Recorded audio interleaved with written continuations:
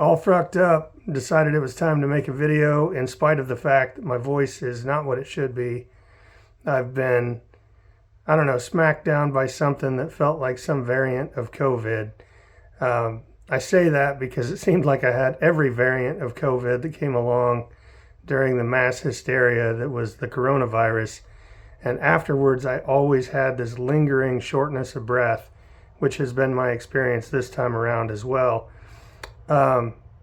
It wasn't so much that I had really severe symptoms, it was just the duration. I was sick for maybe a record-setting 10 days. I'm normally sick for, like, even if I had some other serious flu or whatever, like 72 hours.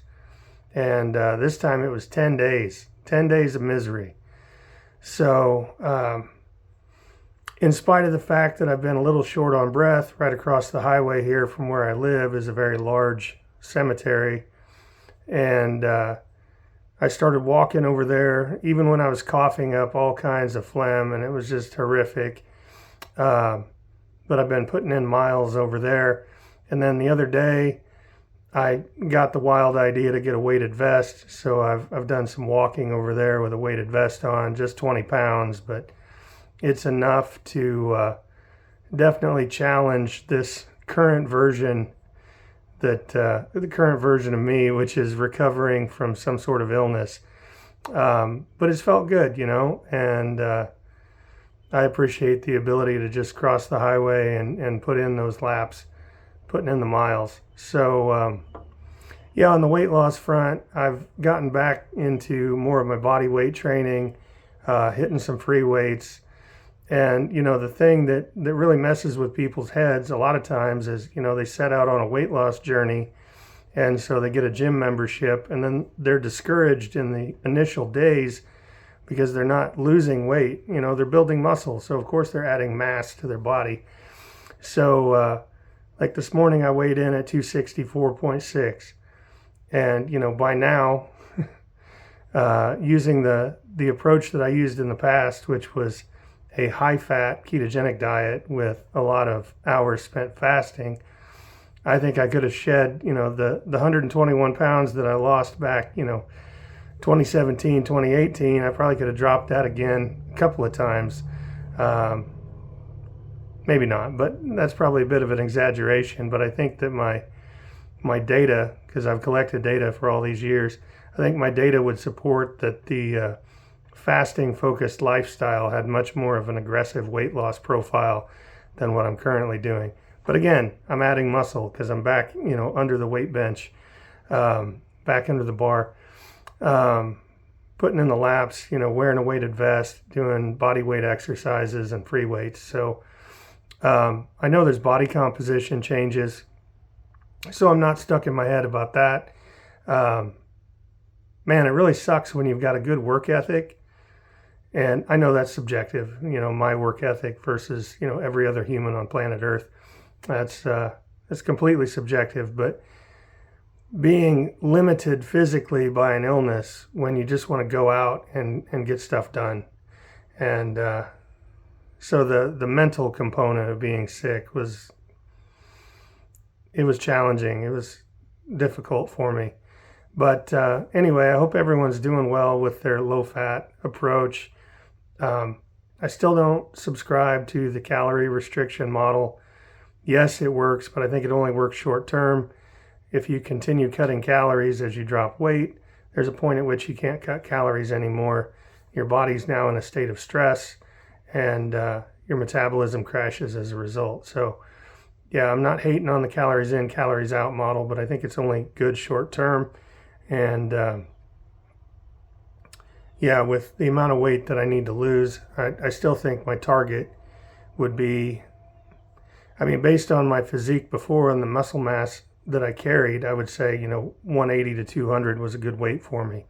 And I have the photos and all the data to support that.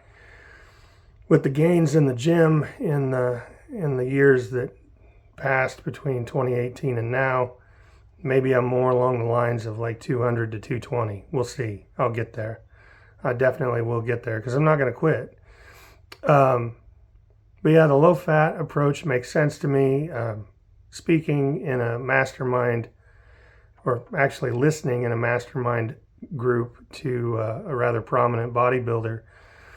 I think, when he's talking about a low-fat diet and all the other bodybuilders that have been on a low-fat diet throughout history, I really think that's the way to go.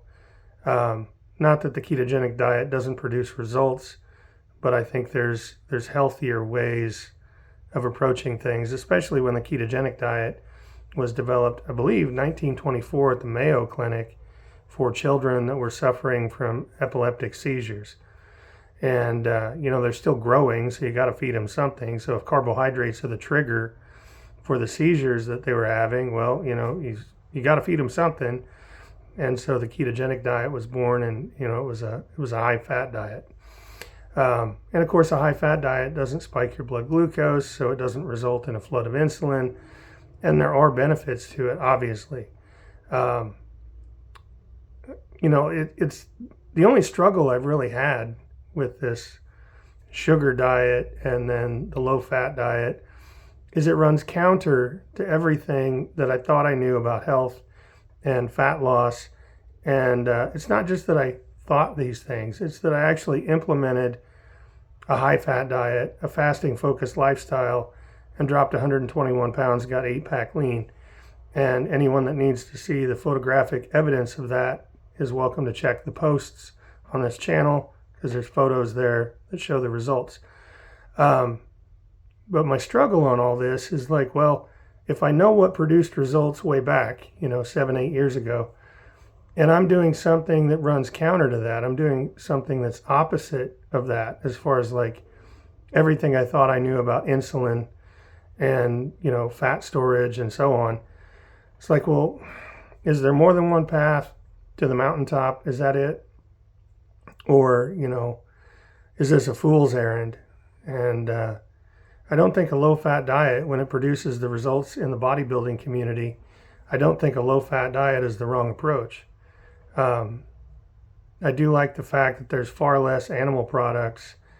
Not that I'm at risk of becoming a vegan, but, I thought it was always interesting that, there's certain animals that we keep as pets and there's others that we kill for food. It's still something that I haven't, wrapped my head around and reasoned that out. It might never make sense to me.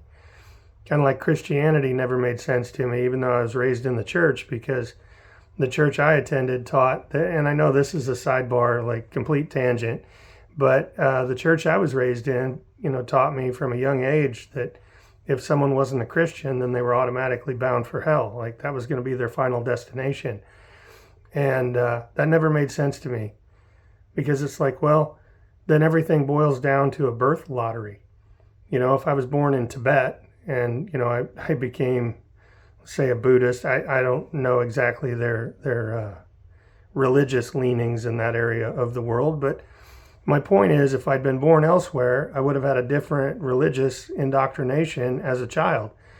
And therefore, by way of the lessons I was being taught in this Christian church, then if I'd been born elsewhere, I would have just been bound for hell. Like no debate, no question. Like that was it. I'd have just been taken down into the basement and put on the tube slide to hell. And it's certain things don't make sense to me. So, why do we keep a dog as a pet, but, we slaughter a cow? We ride a horse, but, then we kill a chicken. I don't know. Not saying that reality needs to make sense. But yeah, to the extent that I'm on a low-fat diet, I'm eating much more selective animal products. Basically poultry. Lean turkey seems to be my go-to. And I'm really suppressing the urge to cough here, so I'm doing my best with this video. That COVID variant, or whatever the hell I had, it really did a number on me. But yeah, the low-fat approach makes sense. Calorie restriction can work short-term. The ketogenic diet produced results for me. Fasting was great. When I was fasting, the doctors didn't support me. They told me it was silly, it was stupid, it was going to crash my metabolism. Now there's so many medical professionals that actually endorse it. My own personal physician told me I should be fasting, and it's like, wow. how the pendulum has swung in the other direction. So yeah, I'm still figuring out some of the dietary stuff, and to the extent that our brain, our mind, our mindset determines a lot of our outcomes, I wonder if I'm having slower results or delayed results because I'm kind of at a point where I'm at war with my own mindset, with my own thinking, because I know what produced results in the past, and operating from a different set of parameters when it comes to the macronutrients. It's like, am I stalling out because, I'm not doing the right thing? But then there's so many people that I respect, actually in both camps, but there's so many people that I respect in the low fat diet category, if you will, that I don't think they're wrong. So that's what made me say earlier in the video, is there more than one path to the mountaintop, more than one way to achieve success? I don't know, but I'm going to find out. And, not so long ago, it was July, I was out in Vegas. I dipped into the 250s. I felt really good. But again, I was eating kind of like a bird. I was out there for a mastermind group. I was doing a lot of walking. It was the July heat in Vegas, so I was doing a lot of sweating. So it was probably fluid loss, and yeah, I wasn't eating much. So again, I was doing like short-term calorie restriction.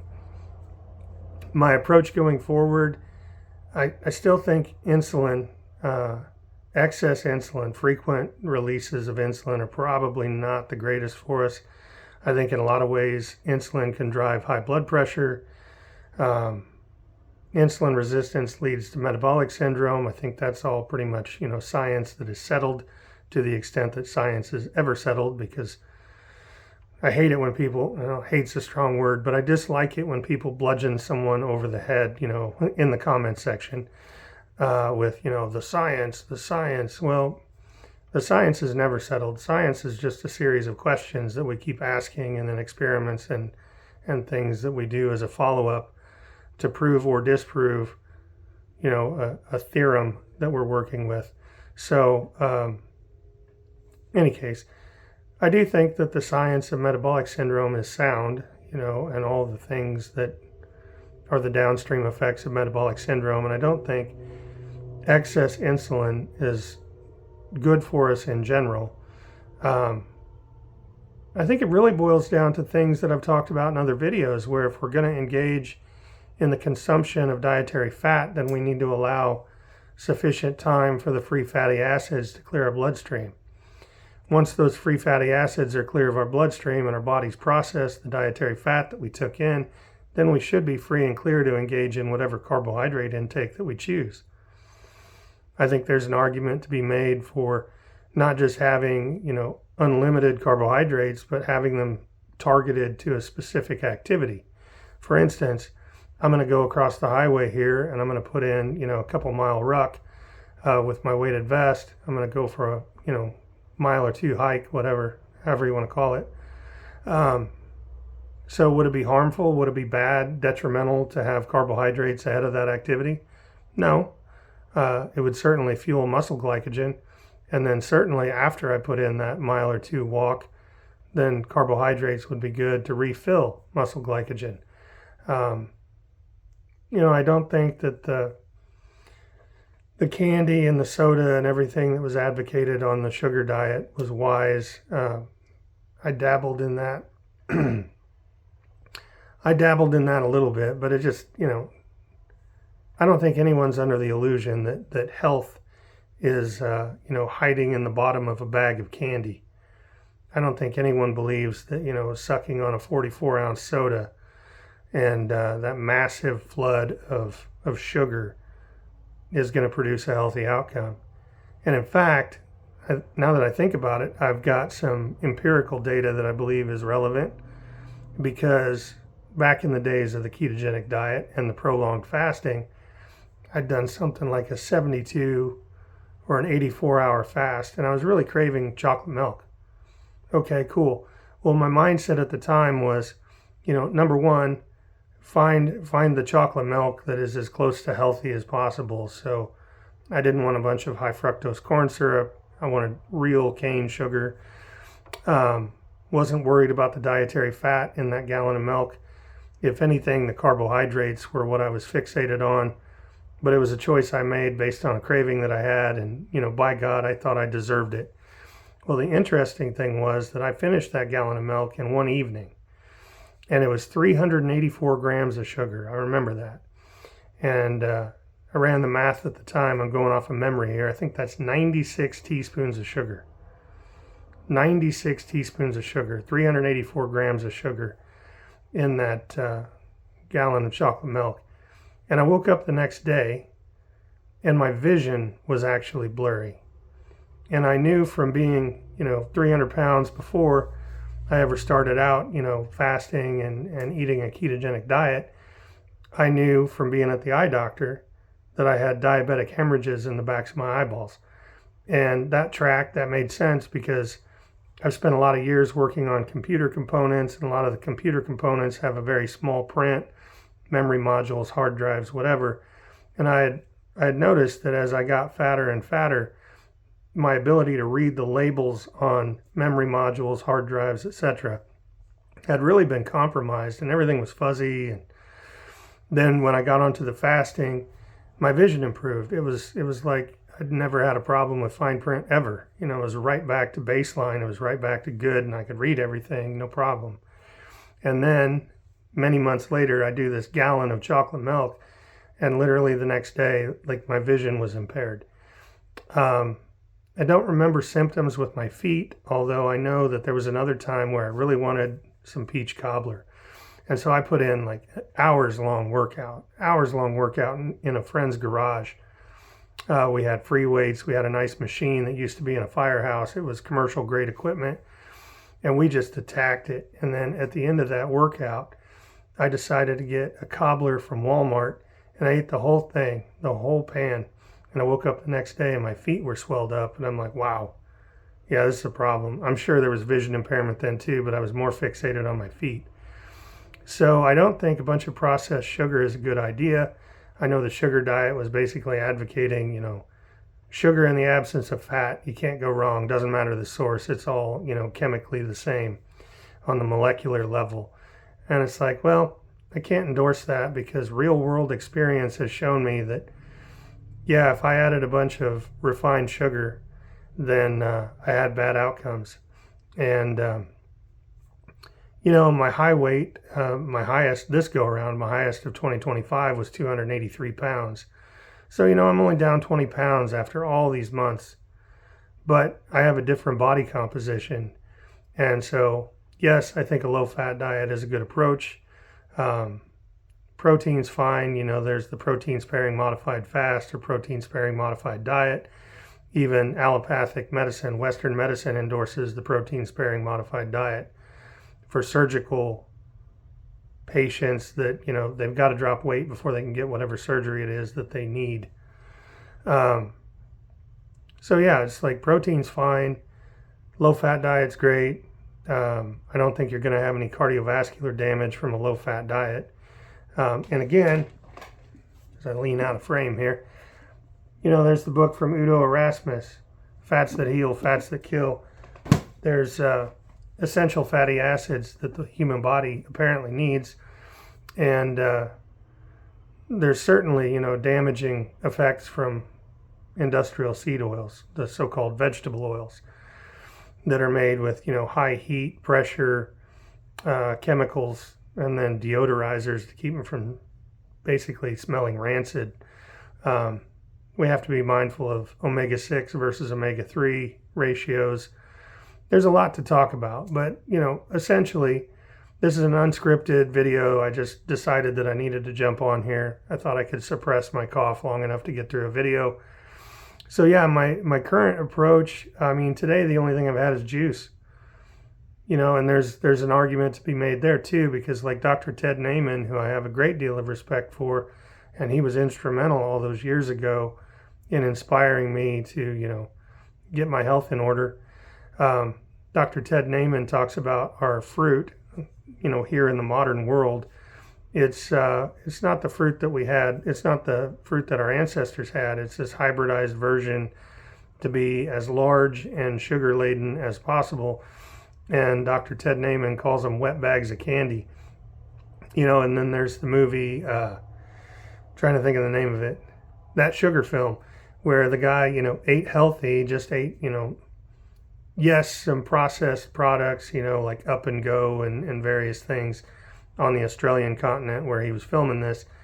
But, you know, Jamba Juice and various things he did. And it's like, yeah, he got fatty liver in a couple of weeks. So I think excess fructose can be a problem. I've found that depending on the source, sometimes I have problems with fructose. So I've been kind of following a low FODMAP diet, which I'm not going to try and run through the acronym. Having said that, now I want to. But anyway, yeah, it's a low-fat approach I'm taking. As I started to say, the only thing I've had today is 52 fluid ounces of pineapple and orange juice mixed. I feel good. I'm on no food, no problem. Feeling great. Going to go do that mile or two in the cemetery across the highway here.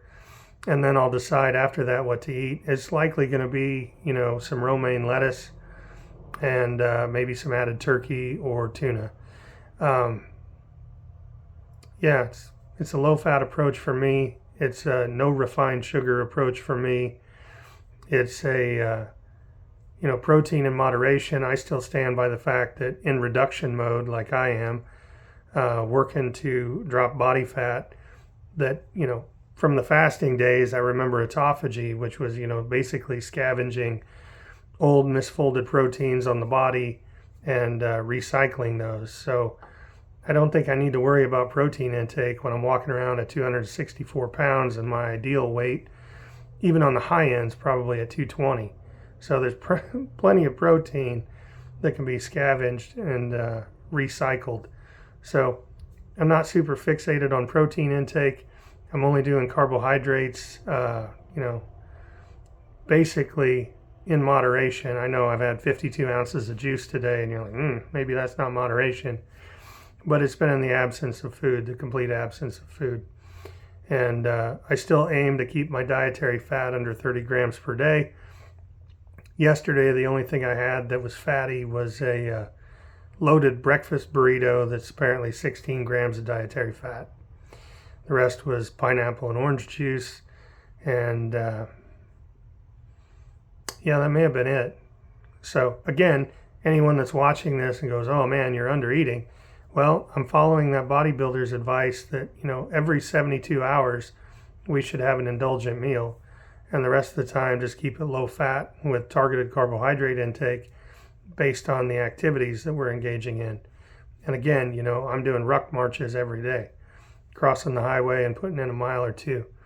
So, you know, and that's not a significant amount of exercise, but where I'm at, being sick, I'm working my way back into things, body weight exercises, free weight exercises, and all that. So, yeah, low dietary fat, under 30 grams per day, targeted carbohydrates, and then, you know, protein. I'm not fixated on it. I'm not trying to hit a target. It's like, well, if I have some lean protein, cool. But if not, no big deal. I'm still of the mindset that not the low carb, but the fasting that I engaged in before. That was what produced the most remarkable results. And so rather than trying to always engage in calorie restriction for the 72 hours of under eating, I'm okay with doing a juice fast, or maybe even getting into an absolute, you know, fast, a water fast for those 72 hours. But I do think it's vitally important to not go beyond 72 hours, because our body starts to, you know, to use the vernacular that most channels use, you know, excuse me, we would be getting into starvation mode. And I'm not looking to lower my metabolic rate. I'm trying to keep everything ramped up. But yeah, I'm feeling pretty good in spite of a sickness. And I'm back among the living and starting to get exercise in. So the channel's not dead. I'll get back to a more frequent posting schedule. There's just been a lot going on in my personal life and with my mother's estate. So, and then complicated by sickness. Anyway, I think that's a wrap. I hope everyone's doing well. And maybe there was something useful in all this. I always feel like I ramble, and I probably do, but that's okay. Because people don't have to watch, they can just tune out. Anyway, enjoy your week. Hope you have a great weekend. See ya.